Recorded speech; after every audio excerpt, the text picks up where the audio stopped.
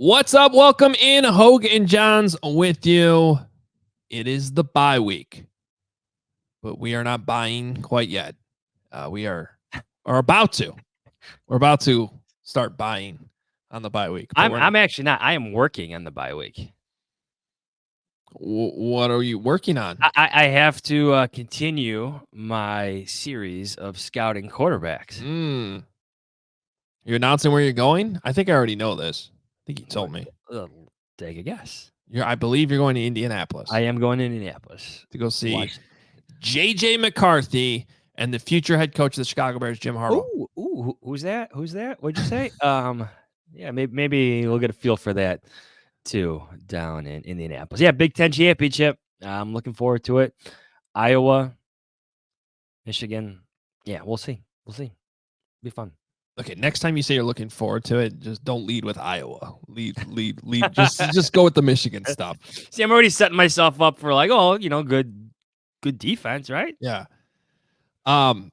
Sure. You know what the over under is on Iowa points in the game? I'm gonna guess 14 and a half. 6.5. Come on, really? Wow. Yes. Okay. I mean, the over under in their games, like last week's game against Nebraska, I think it was 25.5 was the over under, and I think it hit the under. I think the final score came in at 24. Right? I thought it was 13-10, 14-10. It was not exactly. It was like Bears, Vikings. Yeah. Well, enjoy that. It should be it will be fun watching J.J. McCarthy. It's a good event too. I mean, I've been in the Big Ten championship game many times, both in the stands, in the press box, on the sidelines at Northwestern. It's always fun. So that'll be good. I will not be working. I will be getting out of town with my wife, and I'll actually be in Austin, Texas. And Texas is playing the Big 12 championship game. That's in Dallas, but I have a feeling Austin will be excited about that on Saturday morning. Yeah, a busy town. So maybe we'll have to hit up a bar or something, watch the game. But hopefully everyone's enjoying their bye week so far, and no Bears this week. And we thought we'd do a special episode for you this week. Get into some draft conversation, kind of zoom out on the quarterback, talk about Justin Fields, talk about some of these scenarios, but then also get into some of the nitty gritty with the draft, because the college football regular season is now over. We're already seeing players declare for their draft, skipping bowl games. Their college careers are over. And of course, there's a lot to talk about with these quarterbacks as well. Make sure you're following us on Twitter at Adam Hoge, at Adam Jahns. Of course, our show account at Hoge and Jahns. HoganJahns.com is where you can get all of our merch too. Hopefully you stocked up on some merch during our the Obvious Shirts Black Friday and Cyber Monday sales that were going on. But if not, plenty of good gift options there for you too at the holidays, including that sweatshirt that Jahns is wearing right now. Josh Lucas is joining us on the show today, the former Bears director of player personnel, Josh Lucas, who every time we talk to him, we learn a lot. Both the, especially like the ins and outs of some of these conversations going on behind the scenes. And I think it's fascinating times at Halas Hall right now. So somebody that was inside those walls, had an office inside those walls, lived and experienced some of this.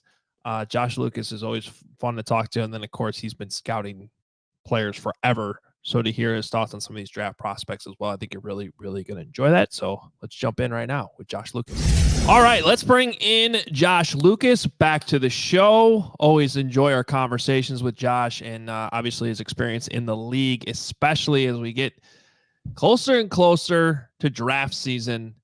Josh, we're kind of in that overlap where, like, I feel like in the front offices, they're already probably feeling like it is well into draft season at this point, but hey, there's still actually 5 football games to be played for the Chicago Bears at the same time.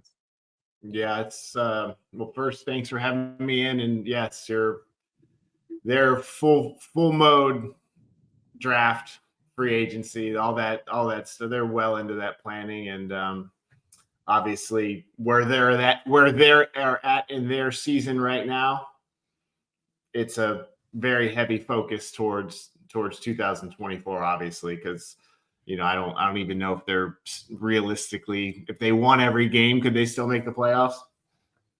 Well, maybe, Well, but I don't know how realistic that is. I don't think they're out. They're not in the classic in the hunt graphics, as that's on broadcast now. But yeah, I will say this. Obviously, it's very unrealistic. They are playing way better than their record indicates right now. Like, if you just watch the Detroit tape and watch the Minnesota tape, they are playing as well as a lot of teams that are in the mix for the playoffs right now. It's been very impressive turnaround. Obviously, still a little clunky on offense, not consistent enough. But there's been flashes. And then on the other side of the ball, you can say whatever. I don't know what's going to happen with this head coach. I don't know if he's going to be the head coach next year. But as a defensive coordinator, he has done an outstanding job of refocusing how they play, changing schematically, being way more aggressive. He's playing to the strengths of this team, which is the back, the defensive backfield. They're being way more aggressive, much more man coverage. It kind of started in the first Minnesota game. The Chargers game was a little bit of a step back, but other than that, they're playing really well defensively. They are outstanding against the run. They're starting to generate more pressure. Obviously, the addition of Sweat, and then they're doing it from bringing extra bodies, and it's been pretty unique to see because they were as bad defensively through the first 3 weeks of the season as I can remember a team being, to a point now where they're able to shut down decent offenses. So you got to give the head coach, as a defensive coordinator, a lot of credit. So, and I think that kind of makes this sort of a murky situation in terms of trying to figure out what to do there, because there's no question the defense has been incredible, but you do have to make a decision, at the head coach at the same time. Give us some insight about like how, I don't know, like even how those discussions could be. I have to imagine at the top levels of Halas Hall right now, they're starting to have some of those discussions. And if they are thinking about making a change, I think we all know how this works. You start to have back channel conversations to see what, option B, option C might be. So you have so many factors involved right now. How involved is the president? When I was there, the president was more hands-off, wasn't as involved. The GM was going to handle all football decisions regarding coaches, personnel, and so forth. So there's a new president. How involved is he? Does he want a new head coach? Does he want to stay with his current head coach? The relationship between the building and the agents of the head coach and the GM. There's so many things behind the scenes that are going to play a monumental role in factoring in who the next head coach is here. So there's definitely, obviously, they got to be talking about it. If they are behind the scenes thinking about the next guy, which I have no idea if they are or they're not. Obviously, you're starting to build lists, and like you said, there's agents that are contacting the owners of these teams, the presidents of these teams. This is my guy. These are the teams that are interested in my guy, So like, there's so much stuff going on right now. Very hard to predict. Like, I think everything we're going to talk about today and everything going forward, Bears wise, is it's getting muddied, as they play better defensively, Justin 2 steps forward, 3 steps back. It's like everything's muddy. The top quarterbacks in the draft all kind of had, the top 2 especially haven't had just take a hold of it like end of the season. This is spectacular. They've kind of muddied the waters, especially with Caleb's uneven performances. And so there's so many things that are going to be in play here. Plus, obviously the most important thing for the Bears, Carolina needs to keep losing because you want that number 1 pick. You want to be able to control and dictate. If they decide to go in that direction, especially if it's quarterback, that you don't have to move up to get somebody, you don't have to leverage yourself to go get somebody. So obviously Carolina continuing to lose is another factor that's going to play a huge role in this. So you're going to give us like your top 5 most intriguing players like for this draft coming up. But before we get to that, like this Justin Fields conversation is just it's just looming, right? Like Yep. 2 fumbles in the fourth quarter, but then he makes a throw to DJ Moore. 12-10 win for the Bears. Like, what's your current evaluation of Fields? And then, like, what do you think they're talking about inside Halas Hall, knowing that they might have the first pick or second pick, and you got Caleb Williams, Drake May, and all these guys to think about? Like, what do you see on film of Justin Fields, and what do you think's being talked about behind the scenes? Yeah, so he's without a doubt he's progressed through the season, but it is still too uneven and too inconsistent where it is a slam dunk. We're going to go with this guy going forward. And to me, the big question you need to answer is he hasn't shown in the pocket the consistent ability to play on time, to play in rhythm. And there's too many of those no throws that end in these scramble, throwaway sacks, whatever you have. And so to me, the thing that screams out on the tape with this Bears offense with Justin Fields right now is you have to involve the design runs, the QB runs. Like it has to be a part of the game plan to compensate for his issues in the pocket. So going forward long term, are you okay with that? Because that means you're exposing him, even though the league, the way it's legislated now, the player's ability to protect himself, you're seeing more and more quarterbacks who are making a living outside the pocket. It still doesn't negate all the hits. You've seen he's already been hurt. He's missed 4 games. He's missed an incredible amount of percentage of total games, available to be played in his first 4 years here, first 3 years here. So do you want that kind of quarterback, or do you prefer to go with someone who's going to have more longevity, more durability, because he's not going to have to be exposed to many hits? So that's going to be a major question that needs to be answered. He hasn't shown he can play consistently from the pocket. The final drive of the game versus Minnesota, you can take 2 plays and it can sum them up this entire season. The second down play prior to the DJ Moore throw. Okay. He's spastic. His eyes are going all over the place, but his body's not following his eyes. So he's not ready to deliver the ball when his eyes he's got number 13 wide open in the middle of the field. We've seen this time and time again.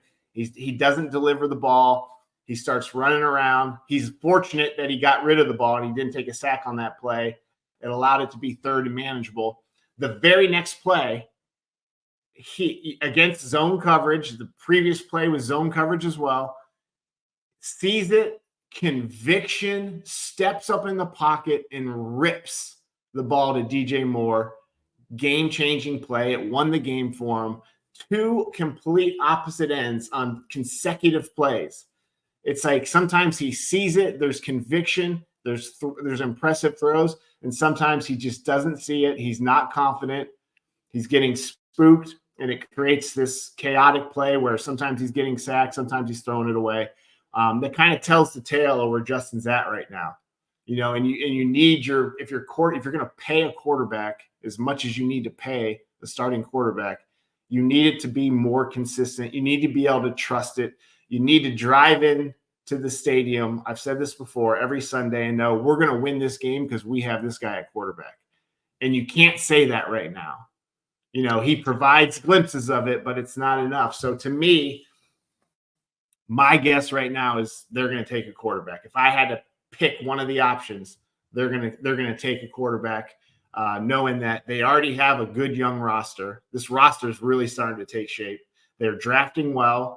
They're going to have another top 10 pick on top of that Carolina pick, and they still have money to address some needs in free agency. So you're going to be able to have a really strong roster in place with a young quarterback, and that's the recipe for success. All right. So that's a good segue to the scenarios I want to give you. Okay, and I think we have to add the context of if you keep Justin Fields, at a minimum you got to pick up that 5th-year option. Most likely if you're going to go down that route. So scenario 1. All right. We're going to fast forward a little bit here to the end of the season and say that Carolina does secure that number 1 pick for the Chicago Bears under both of these scenarios. Okay. So scenario 1 is you decide to move on from Justin Fields. And I think we're probably all sort of guessing at what that compensation would look like. But again, we're just throwing out a hypothetical here. So let's say you can get a 2nd-round pick for Justin Fields. So you're getting a 2nd-round pick for Justin Fields, and you're obviously going to use that first pick on Caleb Williams, Drake May. I think in your scenario, Josh, you're probably taking Caleb Williams. You still have that top 10 pick like you mentioned, and now you're adding that 2nd-round pick. So just to recap, scenario 1 is Caleb Williams, another top 10 pick, and a 2nd-round pick. Nice and simple. There could be more, but we're just going to try to keep this simple. Yep. Scenario 2, you keep Justin Fields, and you now trade that number 1 overall pick. I guess you don't have to, but I feel like if you're going to go down that route, you're probably trading one of those picks. So just to get more draft capital. So let's say it's similar to last year. You keep Fields. You end up with your 2 top 10 picks still, because you're probably just going to move back a little bit. You add a 2nd-round pick in that trade back, just like they did last year. And then you add a future 1st-round pick in 2025. So it's similar to last year. I'm leaving the DJ Moore part of it out of it. So scenario 2 is keep Fields.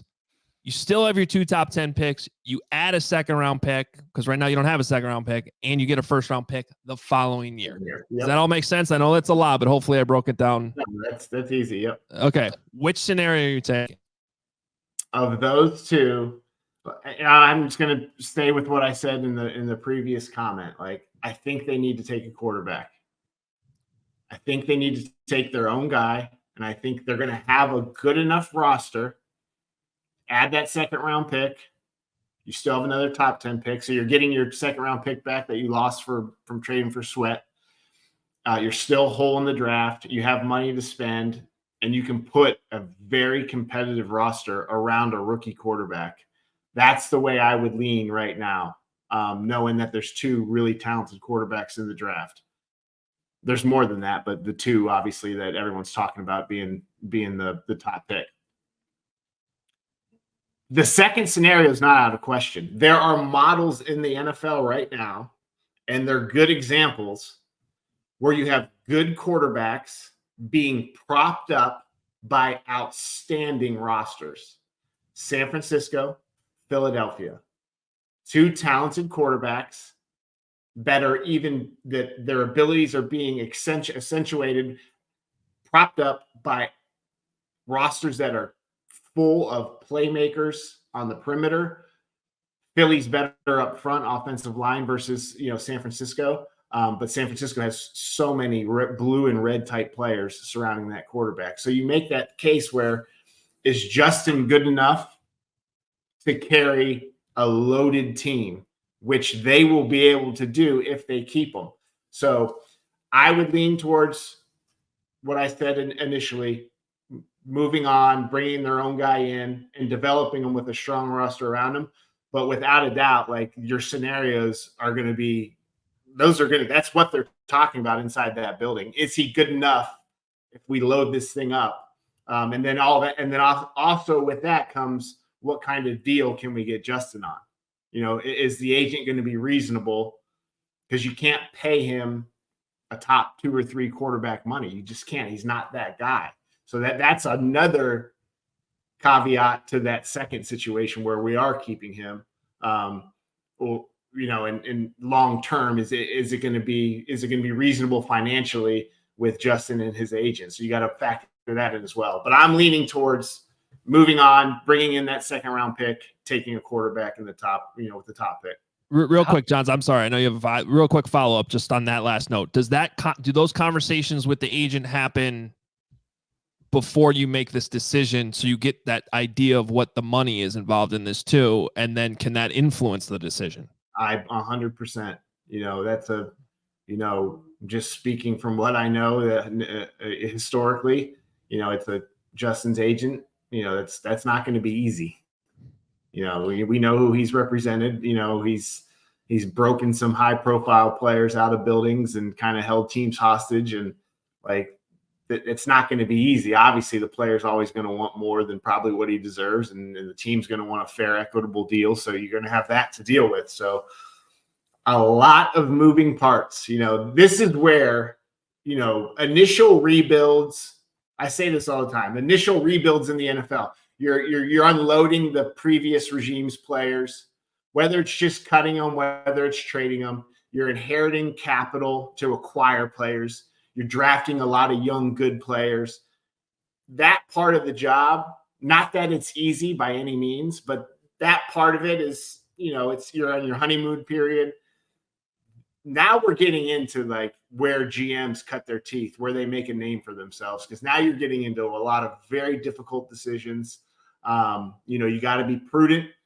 You got to be financially disciplined, and going forward here with all these moving parts, like Ryan Poles he's going to put himself up on a high pedestal, if he pulls this off and sets this thing up for the next 10, 15 years.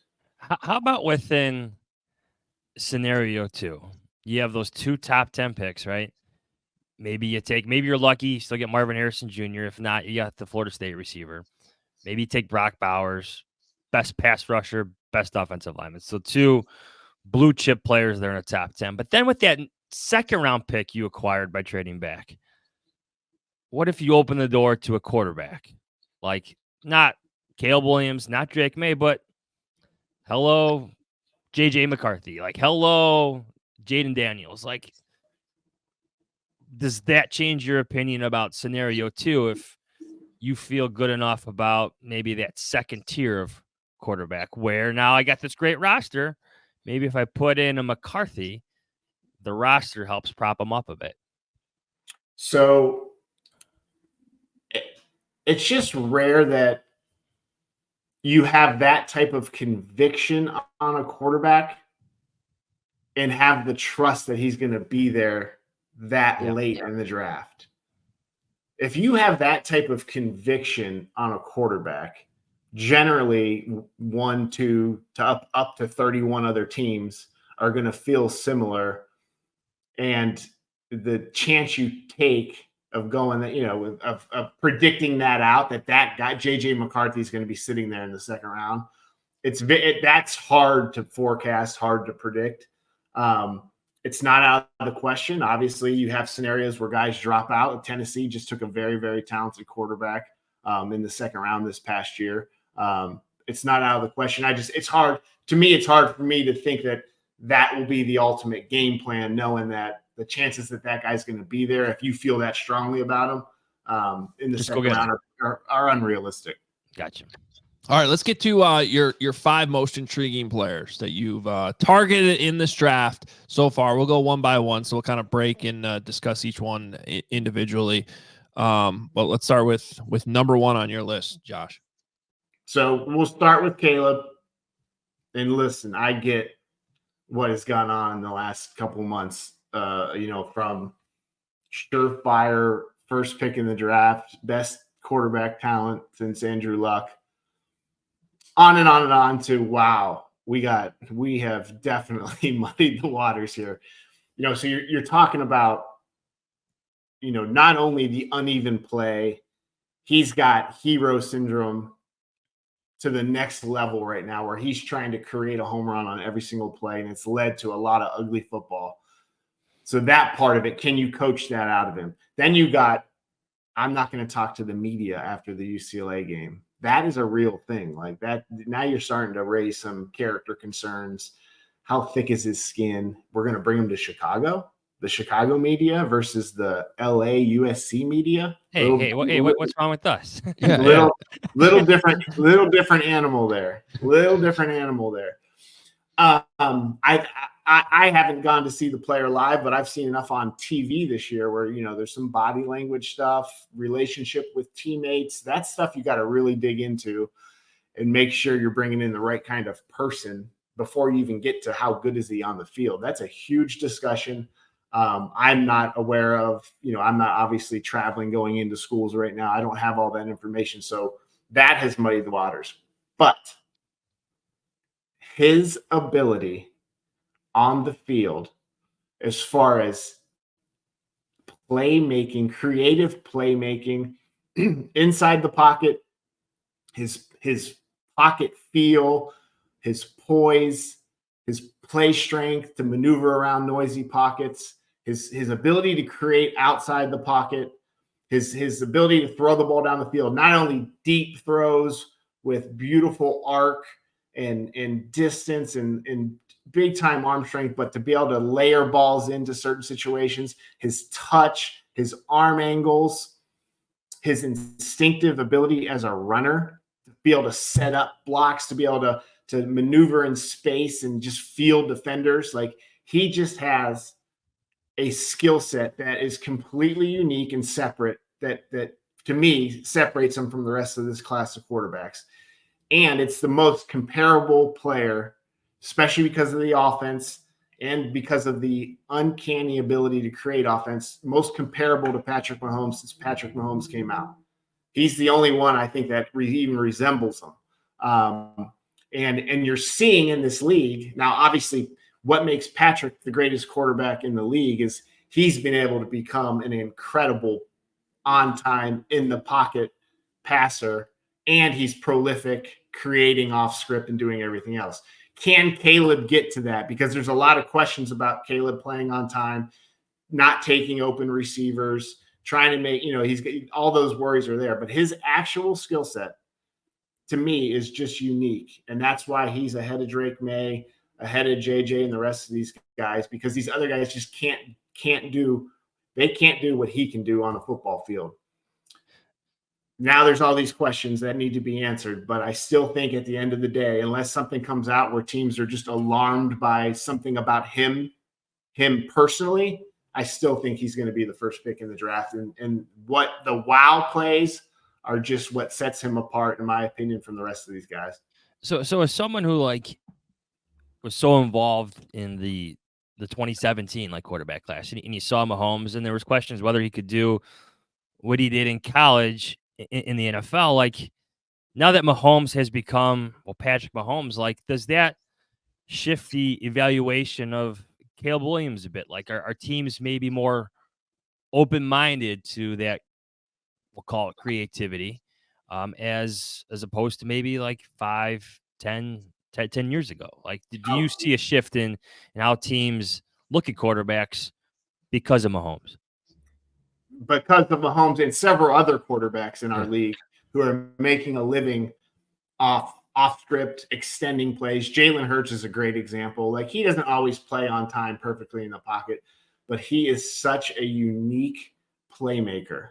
I mean, it really is incredible watching Jalen. You can watch Jalen Hurts tape and get frustrated by some of the stuff he does, but at the end of the day, the guy just makes play after play after play, and his play strength to extend plays and his speed, and he's got very good vision outside the pocket to find guys down the field. So what's happened, in my opinion, and your question is 100% correct. And I grew up early on in my career in NFL where it was mostly, obviously Tom Brady and Peyton Manning and Drew Brees and guys playing inside the pocket. And there wasn't a ton of outside the pocket extended plays off script as much. And in my personal opinion, what has happened is the way that the game has been legislated. It has overprotected these quarterbacks. They started with protecting them inside the pocket. Can't hit them low, can't hit them high. You really can't hit them. Now you can't even fall on them. The Javon Dexter personal foul on Monday night was ridiculous. Yeah.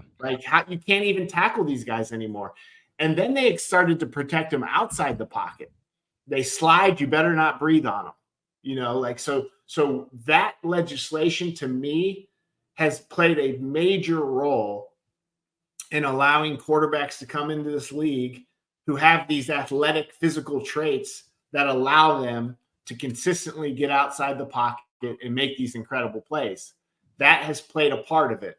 I think the nature of college offenses and the game just being more spread out has played a part in it as well. So without a doubt, and I was definitely, in 2017, that definitely, I watched Deshaun Watson. I watched Patrick Mahomes. These guys can't do that stuff in the NFL. I was dead wrong. They do it in the NFL. And now you're seeing a lot more guys do it in the NFL. So I do think that's going to play into Caleb's favor, versus the rest of these guys. Not that Drake can't make, athletic plays, and JJ McCarthy makes a lot of athletic plays, but Caleb's got the most unique skill set as far as like playmaking ability goes. All right. One quick follow-up on Caleb before we move on to the rest of the list. Size. Because, and especially in the context of this is Justin Fields versus Caleb Williams. We're making a decision here between these two quarterbacks. And if they both have issues with holding on to the ball a little too long sometimes, why should I go draft the guy who's a lot smaller as opposed to Justin Fields, who one of his strengths is, how big he is and how tough he can be and how he gets out of tackles. And, even with all that, he's had durability concerns too. How do you factor that into the equation? Yeah, it's a great question. Obviously, we had some concerns with Justin coming out because he had some durability issues at Ohio State as well. Like some guys just handle hits differently. Guys fall differently. We always talk about in scouting circles, how does a guy fall? Does he fall? Adam Shaheen, hard faller, very hard faller. Travis Kelce, very soft faller. It makes a huge difference. And so you're definitely evaluating that coming out, specifically with Caleb Williams. I'm more concerned about his height than I'm concerned about his physical size. He looks like he's pretty filled out. I don't know his exact body weight, his play strength, his ability to play off of tackles, play through contact. It's there. So I think he's got some size and strength to him. I'm more worried about his height. Obviously you want 6'5" over 6'2". It makes a huge difference. Just the ability to consistently see from the pocket. But I think he's tall enough. We've seen quarterbacks shorter than him have success in this league. And, I'm not too worried about his size. Bryce Young, that's major size concern. I think, this guy's got a few inches on him and physical, body armor and strength to play in the NFL. So it'll play a factor into it to answer your question, but I'm not too concerned about it. Josh, your second most intriguing player. Second most intriguing player right now is the receiver at Ohio State, Marvin Harrison. Very interesting top 3 or 4 receiver class. So if Marvin Harrison ends up being at the top of the Bears board and they don't get him, they're still going to have a chance to add some really interesting receivers.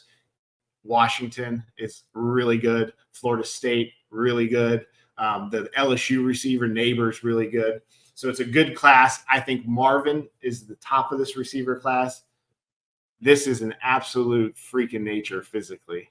To be as tall and thick and strong and long and to move like this is very rare. Not only does he have long speed, like this guy can run. I feel like every year he's been at Ohio State, he's gotten a little faster to where now he can catch the ball and pull away from a defense. He can catch the ball on a shallow drag and just outrun angles, to the sideline. And he did it consistently this year. But he's got body suddenness, which is absolutely imperative for any receiver in the NFL. You have to be sudden and twitchy. Off the line of scrimmage, he's got the agility and the quickness to avoid press. He's a huge target. So huge, these big, tall receivers are sometimes easier to press for long corners because they have so much, size, and it's easy to get your hands on them. But he's got this body suddenness, play strength to get through contact. He can accelerate at the top of his route. Not only can he drop his weight and snap off routes, but he's got the size and strength to use his body to create separation, by pushing off a little bit, which these guys all do and get away with. He's got outstanding ball skills. He's got rare radius. He can track the deep ball. He's a touchdown machine. In 2 years at Ohio State, he's I think 3 touchdowns away from the all-time record at Ohio State that Chris Olave has with 4 years of playtime at Ohio State. Marvin didn't play until the bowl game his freshman year against Utah. He's done it all in 2 years, his sophomore and junior year. He's a touchdown machine. He's perfect in the red zone. Guys like Marvin Harrison have projected, you're talking about Julio Jones, and, you're talking about Calvin Johnson. He's probably somewhere in between those guys. He's not quite as big as Calvin. Julio's probably a little more twitchy and athletic. He's kind of a combination. He's his own guy. He's always open. If you watch the Notre Dame game, I think Ohio State learned in that game that they're not throwing him the ball enough.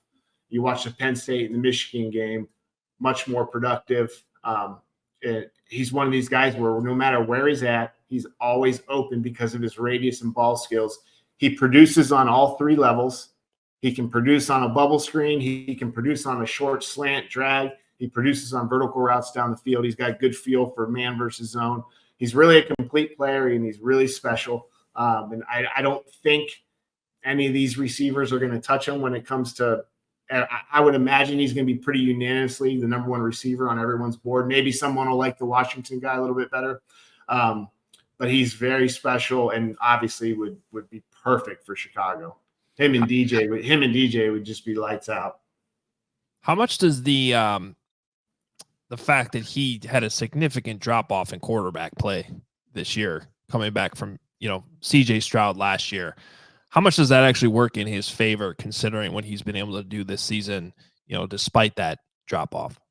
Yeah, it's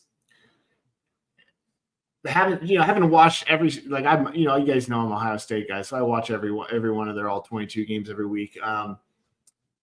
It's obviously a drop off between CJ Stroud and Kyle McCord, but Kyle McCord's better than a lot of people think. Like, he can throw the ball. I personally think a little bit like I get frustrated watching Justin not throw the ball enough to DJ. Like, there's too many times where DJ is open and Justin doesn't get him the ball.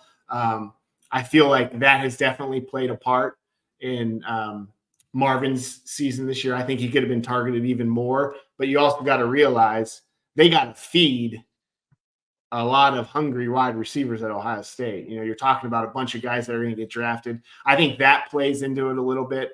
But overall, as far as the evaluation, I don't think it changes much, between, he produced with CJ, and obviously he had another productive year with Kyle. So the last receiver taken, like, first overall was Keyshawn Johnson, right? Like, that's the 90s, 96, 97. It's always quarterbacks. There's some running backs in there if you go back in draft history. But, like, is he good enough, Marvin Harrison Jr.? Say you're the Bears, you're stuck at first overall pick, and you like what Fields has done over the next 5 games, right? Like, would you take him first overall? Like, is he good enough where you could look at your board and be like, all right, well, we're keeping Fields. Let's take Marvin Harrison Jr. Yeah, you would, if you got stuck there and you couldn't find a trade partner, you're keeping Fields. To answer your question, I would say yes, you could take him with the first pick overall. In 10 years from now, he'll be better than a lot of the first round picks overall. A lot of that is because there's quarterbacks in there that haven't panned out, but you won't be disappointed. I have a very hard time seeing how you would miss on this guy. Like, it's hard for me to, everything that it kind of describes who he is as a player translates to the NFL. Like, you're looking at, like, size, strength, length, ball skills, speed. That's hard to miss on. It really is. Everything I've heard about the kid, he's an outstanding person. He works his butt off. Based on the rest of the players that are going to go in the top 10, I would say absolutely he could be the first player taken. I think he's as good at what he does as whoever the best O lineman is. Obviously I would bet money that a quarterback's going to go 1. Obviously if it's not the Bears, they will trade it. But yeah, he's good enough to be the first pick taken. All right. How about number 3 on your list? Number 3. This one is probably going to be outside of most mock drafts or player rankings or big boards that you see. I'm in love with the right tackle at Alabama. He is J.C. Latham. He's a 3-year junior. This is a rare physical specimen. In 2006 or 7, when I was in New Orleans, we drafted an offensive lineman named Carl Nix out of Nebraska. We took him in the 5th round because he fell in the draft because of characters, but one of the most rare physical specimens I've ever been around. He ended up becoming an all-pro, became the highest paid guard. I haven't seen very many body types and athletic ability combined in the last 15, 20 years that could even compare to Carl. This guy is very similar, if not even more talented. He plays between 350 and 360 pounds at right tackle at Alabama. And he makes the game look so easy. His feet, his hand coordination, like he has everything you want. And here's why I love this player more than anything. You draft this player, he can start day one at any position on the offensive line. So you don't have to move people around. You can plug and play him anywhere you want based on your roster. I do think if you're going to keep him at tackle, you need to have him lose some weight. He's heavy. He's as heavy as he's ever been. He could lose weight, and it will help him, especially with the second level stuff. He needs to add a little bit more range if he's going to play tackle. If you're going to play him at guard, you can put him at guard, let him be 350 all day. He translates perfectly to the NFL. He is built to last. These guys are durable. They don't get hurt. This guy's pad level for a 350-pound guy is just incredible. It really is special to watch. He's a way more physically gifted, talented player. Not way more. He's more physically gifted, talented than the Penn State tackle. The Penn State left tackle is really good. He's really good, and he's going to be a really good left tackle. He doesn't have the God-given genetics and ability that this Alabama player has. Now, the Alabama has inconsistency on tape. You wish he played with a little more nasty, a little more dog to him. But what he has, you can't teach. You can't find it. It's as rare. And again, very similar to Marvin. Guys that are built like this and that move like this, they hit in the NFL very consistently. It's impossible for me to see this guy not being a good NFL football player unless there's something in his personal background, his personal character, he gets hurt, something like that limits him from being who he should be in the NFL. This guy, you talk about having fun evaluating tape. I pop the Bama tape in every week just to watch this guy play and watch him move. It's really special. And to me, he's the most talented, gifted offensive lineman in this class. So here's like my Bears related question. I think this applies to like all teams. Like, okay, so you have a top 10 pick and you're looking at this player, but you have 2 young tackles that you like. Obviously, I don't think Darnell Wright's going anywhere, but you have Braxton Jones, a success story as a 5th round pick. But like, what are those conversations like in those draft meetings where you're like, well, Latham's better than Braxton Jones? Like, does the best player available argument come in there? Like, or are you looking at your board there like, well, we don't need a left tackle? Like, what's that like? Like, how strong are the debates in the draft room at that moment? So, Siege, let's say JC's their top offensive lineman available when they're picking, like regardless of how they stack their linemen. When they pick wherever they're picking in the first round, if Latham is their top offensive lineman, and now you have that discussion, well, we can easily go into 2024 as we are. Braxton Jones is good enough. Darnell Wright is going to be a star. Tevin, if he stays healthy, is a really high-end guard. Nate Davis is a really good free agent signing. He's a really good player. They got to figure something out at center, obviously. So they can go in. You're not going to draft this guy, obviously, to play center. They can go into next year with how they're constructed, and they're going to be more than fine. So now you're talking, what's the difference between JC Latham and the next guy on your board? That's the conversation.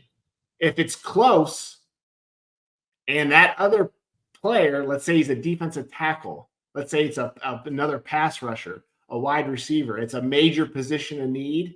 If it's very close, obviously you're usually going to go with the guy that you think is going to contribute more and help you more at the other position. If it's a gap, this is when, do you stick to best player available or do you reach for the need? That's where teams make mistakes sometimes. That's where they don't stay true to the board. I've seen it happen a million times. So where's that gap? What's the distance between JC and the next guy on your board? To me, if there's a little gap there, take the best player. Take the guy you have conviction on, because your needs right now are going to be completely different than in 2025. They might lose a guy next year, and all of a sudden now you need an offensive lineman. You can't have enough good offensive linemen. You can plug and play this guy at any four of the spots. And if you had a line with Darnell Wright, Tevin Jenkins, and JC Latham playing at one time, that has a chance to be at the very top of the NFL. That is just massive men who are powerful and can move bodies. You want to talk about propping your quarterback up, propping your running back up, you propping your receivers up, because now the protection is going to be much better. So there's a lot of multiplying aspects to taking an offensive lineman, even though you don't necessarily need one right this moment. So long-winded way of saying, what's that gap between JC and the next guy? It's super interesting on how some of those decisions are made. All right, let's go to number 4 on your list. So Brock Bowers, tight end at Georgia. It's incredible the plays he makes and the production he has when he's healthy. The latest tape, the Tennessee game and the game prior, he came back from the ankle injury. You can notice a little bit in his gait. I hope he's healthy for this SEC championship. He took this past week off. The early film when he's healthy.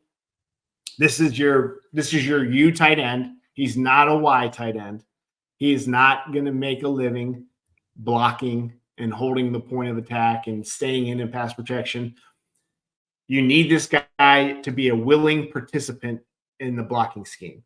You need the defenses to count him as a tight end. If they just count him as a receiver and they're not worried about his blocking, now you can match with lighter personnel. So as long as he's willing and functional as a blocker, Brock Bowers he's going to have tremendous value as a pass-catching tight end, and that's where this guy is special. He's extremely fast. He's not a high-end, short area athlete. He's not a twitchy, make a guy miss space kind of athlete. He's an on-the-move player. You get this guy the ball on the move, he's got exceptional long speed. He's strong. He runs through contact. He's got outstanding ball skills. He's got very good instincts on the field. These tight ends, guys that play in the middle of the field, tight ends, slot receivers, instincts awareness more important than your outside receivers. You got to have feel for zone versus man coverage. You got to have feel where to sit down in zone coverages and have that relationship with your quarterback. This guy has it. He's got exceptional ball skills. He's not the biggest guy, but he's got longer arms. He's got some length to him. He is very unique. This is another guy who would fit Chicago. And now you got one of the top, if not the top tight end combination in the league. They need a U tight end badly. They're trying to squeeze it out of, the guy they signed from Green Bay, and he's not giving them a whole lot. Cole is developing into a really solid Y tight end. They need a U tight end. This would be another guy that would bring explosive element to the offense. A guy that would really help prop up the quarterback. He's really fun to watch. He's consistently productive. He's Georgia's go-to guy. He's their guy right now. Well, the best U tight end coming out since Pitts came out a few years ago, out of Florida, where Atlanta took him in the top 10. This guy, I think, will go in the top 10 as well. And there's no concerns. Tight end, top 10, and you just mentioned Pitts, but when the player is good enough, it's that simple, isn't it? To me, it is. If you have a guy that's going to be, you feel one of the best players in the league at his position, to me, it's always worth it. It's always worth it. You're just trying to accumulate. Obviously, you got to get the head coach and the quarterback right. After that, you want to build it inside out and just accumulate as many good players as you can. The way these guys are drafting right now, like, they just keep sticking to their philosophy because they're drafting really well in these top rounds, and just to keep accumulating really good players, like, it's worth it, whether it's pick 8 or pick 16 or pick 28. It's all about accumulating guys that you think are going to be high-end players in the league. You tight ends right now, with the way the league's played, the amount of 11 personnel, this would help. This would actually help Cole out because it would reduce his reps. He wouldn't have to play as much in 11 personnel. You would have Brock in there, and you would have a guy that can consistently win. That's the biggest thing. These guys have to be able to win one-on-one. That's probably where Cole struggles the most. This guy's a hard cover.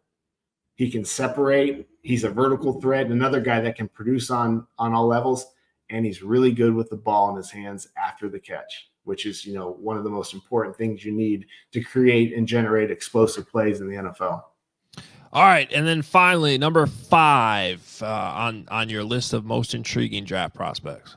So this is the pass rusher at UCLA. Make sure I say his name correctly. Laiatu Latu. Nice. Where's number 15 at UCLA? This one probably has the biggest asterisk next to it. He medically retired for 2 years due to a neck injury. He was at Washington, I believe, as a freshman in 2019, played sparingly. He medically retired in 2020 and 21, was cleared by UCLA in 2022. This is his second year at UCLA. Consistent production. This kind of pass rusher is what is playing in our league right now. These bigger, longer guys that can win multiple ways. His tape versus USC is disruptive a tape as I've seen in a long time. He wrecked the game on every single play. He is massive for a defensive end. This is a big bodied guy. I don't know what his play weight is, but he is exceptional size for a defensive end. He's got length. He's got athleticism. He's sudden. The weakness with this guy, he doesn't have great bend in his lower body. He plays a little bit too upright, but his size and strength allow him to compensate for that. He's extremely good with his hands. He has a feel as a pass rusher. He can win in multiple ways on the inside, very similar to how Chicago deployed Sweat on Monday night. He can win from the inside. Sweat was really good rushing from the 3 technique on Monday night. This guy has that kind of versatility. You can line him up inside, outside. You could bulk this guy up and probably play him as a 5 technique in a 3-4 defense. He's going to have tremendous versatility all along the defensive line. He is an outstanding pass rusher. He is the most disruptive defensive player I've seen on tape in this coming draft class. It's consistent. It's every game. It's really unique. It's really fun to watch. It kind of caught me off guard and surprised me. I didn't know much about him until I popped the tape, and I actually was watching one of the games live. They played Colorado, and I just noticed, who's this number 15 guy? That generated me the interest to watch him, and the tape is extremely fun to watch. If you have access to the USC game, just watch it. Every play in the backfield, completely wreck the game. And if he clears and his neck's okay and teams aren't worried about him from a medical standpoint, I truly feel he'll be the first pass rusher taken in this draft. So, like, when you watch him against Caleb Williams, Like, does that improve his draft stock? And given like everything you just said about it, his pocket poise, the way he's creative, the way he escapes the pocket, like when he's wrecking that game against Caleb Williams, does that almost solidify his draft standing as a top 10 pick as the best pass rusher if he's medically cleared, just because he did that against Caleb Williams? Well, obviously the wins are coming against the linemen. They're not coming against Caleb. His ability to finish on a mobile athletic quarterback with poise, definitely. You need to see that. We'll go back. I'll just, obviously different caliber player. Go back to Trevis Gibson. Really good winner. Very bad finisher. Like, you need guys that can finish. This guy finishes because he's got burst after he wins to get to the quarterback. He's got range, and he's got that length to wrap guys up and get guys to the ground. He does play with some passiveness, and I do think it's because of his neck. I really do. Like, you see when he's got to take on pullers, tight ends coming at him, you'll see other guys in college football blow that up. You watch the pass rusher at Ohio State, JT Tuamalu, he will blow that up. He plays reckless. This UCLA guy, he will play a little bit passive. He'll protect his neck. He doesn't like to stick his neck in there, if you know what I mean. Like, literally. So it is going to be a major concern going forward.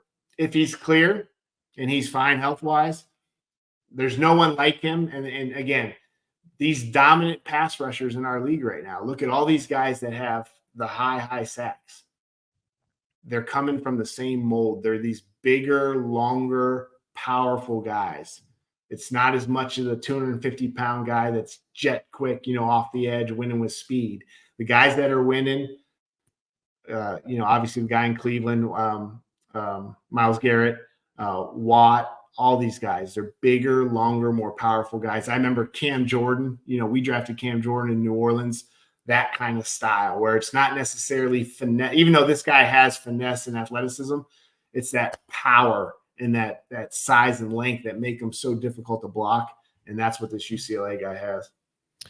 Josh, really good stuff. There they are. Caleb Williams, Marvin Harrison Jr., J.C. Latham, Brock Bowers, and Laiatu Latu.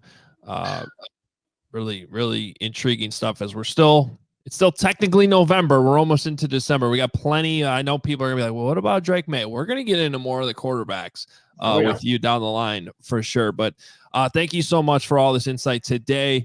And we'll talk to you again soon. Thank you guys so much for having me. Thanks, Josh. Adam, I always love just the draft scout lingo when we talk to Josh.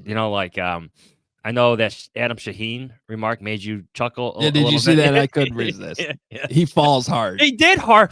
It was hard faller. He falled hard. He was a hard faller. I'm not gonna lie. I really wanted to just blurt out right there. Then why didn't you draft him? Yeah, true. Because he falls under one of those rare situations. I always talk about first impressions. Where I remember the first time he fell in a practice, and I was just like, that didn't look. It looked like it hurt. Yeah. So I knew what he was talking about. Of course, Josh wasn't the one that had he had say in the whole thing, obviously, but it's not like he was the general manager. Yeah. If I recall, I think that was a very debated pick at the moment and afterwards for the team. But yeah. Okay, there you go. Yeah. Gotta look for those soft fallers. That's a real thing, though. That was interesting to hear that part. Yeah. I know people are probably like, well, what about Drake May?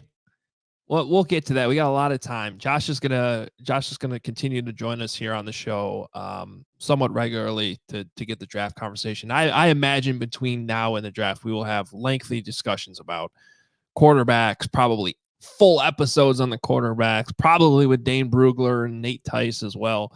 So plenty more time to talk about all that. But it was great to hear some of those other guys that got it, like the J.C. Latham conversation. When you have the draft capital the Bears are probably about to have, they're going to have some tough discussions about, do we take the best player here available or not because we feel comfortable with our tackles? You know what I thought about, like when he was describing Latham, was the rise of Darnell Wright. how his physical traits, his God-given gifts started to move him up the boards once teams started to work him out, especially the Bears. The Bears put him through a very thorough workout down at Tennessee. That's what I visualized, like someone with those physical gifts coming to fruition at the NFL level. So scouts always have a different take than, especially for someone who's doing as long as Josh has, than like outside analysts, whether it's the mock drafts and whatnot. Yeah. I remember with Darnell Wright, his first day at the Senior Bowl, I thought he struggled. I went back and looked at some of my notes, and I was like, yeah, this guy looks like at best a second-round pick. Then he got better the next day, and then he got better the next day, and then you heard and talked to him at the combine, and you realized, oh, yeah, this guy's. Then you kind of heard about the Bears' interest, and you're like, man, this guy's probably in play. And then one of the two of us decided to say, hey, this is who the Bears are going to pick. Okay. Let's just end the podcast now. Go enjoy your bye week in Austin, Adam. No, before we do that, we have to get to our voicemails from Monday night's victory. This should be a full range of emotions. Yeah. I mean, it's a win, but it was like kind of a loss, but it was also a win, and the defense was good, and the offense wasn't. But if you're tanking, if you want to tank, this is definitely a loss. Yeah, so this should be fun. Your voicemails from the Bears' victory in Minneapolis. Hello? Do you know who this is? Oh, you didn't know? Your ass better call somebody! The Hoge Jahns voicemail. The Hoge Jahns voicemail line. Believe it or not, George isn't at home. Please leave a message at the beep. Got any questions or comments about the Bears? Give the guys a call before, after, or even during the game. Go Bears! Hey guys, it's Chris. I'm having a colonoscopy on Tuesday, so tomorrow night I'll be doing my prep, and I think it's a little bit poetic that I'll be shitting while I watch this Monday night shit tomorrow night. Thanks. Well, we're here. We're inside U.S. Bank. Another week, another Bears game. Excitement, somewhat there. Inside the house that Kevin Warren built. If that means anything to anybody, at least the Bears hopefully will have a stadium like that soon. My prediction, Bears win 75-3, touchdown Bears. What's up, Hogue? What's up, Johns? I'm just trying to figure out why it always takes so long for the Bears to get their play call in. Seems like the clock is always at like 5 when they got up to the line. You have to call a timeout. Hogue and John, thought I'd call you now while the Bears are up 3-0. I'm in a good mood, pouring whiskey cokes up to the ceiling, having fun. Bears are going to win this game, and if they don't, I'm just going to keep going with the whiskey coke. Hey, Hogan Johns, just saw Brisker with interception, and I only have one word. Pro Bowler. Bear down, boys. Fields just took a helmet-to-helmet blow, and there's no flag. But Kyler Gordon's helmet broke, and apparently that's 15 yards in total. Hell yeah, 2 interceptions equals 0 points, baby. Gotta love it. Hey, boys, this is Johnny from Nashville. I flew all the way up to Minnesota. I'm having breakfast at the White Hen here, and in walks Johnsy, and then, our good friend Pat Finley, and I think Chris Emma. And, I didn't want to be rude or anything, but, you guys, you're going to eat your feelings. Take it easy, y'all. You want to see you live to a long time. Damn. I'll pay anyone $1 million if they can convince me that Luke Getsy is not still being paid by the Packers.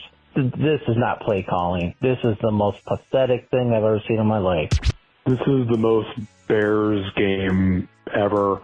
Completely dominate the other team, win the takeaway battle, somehow have as many penalties as they've done tunnel screens, and we're tied. Hey guys, I gotta be quiet because the kid's sleeping. But holy shit, does Luke Getsy not know what a point is? Flus is here to make your mediocre quarterback look terrible. He did it with Mac Jones. He did it with Trey Lance, Bailey Zappi.